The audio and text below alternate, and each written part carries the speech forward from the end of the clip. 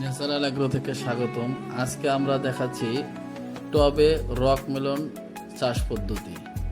প্রথমে rock melon বীজ থেকে আগে চারা তৈরি করতে হবে। এই বীজ প্রথমে ছোট ছোট আপনি কাপেও নিতে পারেন। এই কাপের ভিতরে একটা বীজ রোপণ করে দিলে কয়েকদিন পরেই সেটা চারায় রূপান্তরিত হয়। সেই চারাটা আবার আপনি টবে লাগিয়ে দিতে পারেন। টবে লাগিয়ে দিলেই তখন চারা বড় হয়ে ভালো ফলন দেবে। আপনার এই চারা রোপণ করতে প্রথমে মাটি নির্বাচন করতে হবে। সেই মাটি বেলে দোআঁশ মাটি নির্বাচন করতে হবে।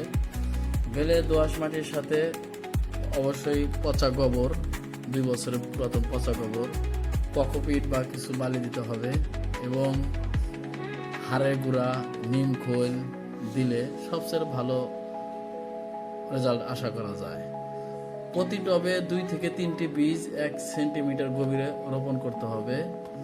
চারা গজানোর পর 1টি বা 2টি টবে রক মেলন চাষ করা খুবই সহজ এবং সঠিক পরিচর্যা করলে ভালো ফলন পাওয়া যায়।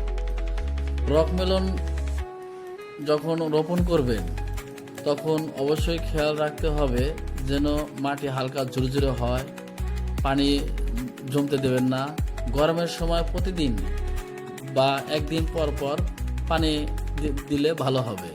ফল বড় হওয়ার সময় নিয়মিত পানি দিন। তবে ফল পাকতে শুরু করলে পানি কিছুটা কমিয়ে দিতে হবে। কমিয়ে দিলে এতে ফলের মিষ্টি বাড়ে। আর রকমেলন গাছ যেহেতু লতা সিস্টেম, সেজন্য মাচা বা টেলিস তৈরি করুন।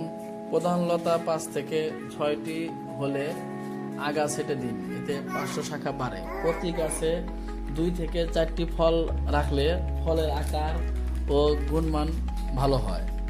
রক মেলন টবে বা ছাদে যেখানেই লাগান সেখানে বিভিন্ন ধরনের জৈব সার দিতে হয়।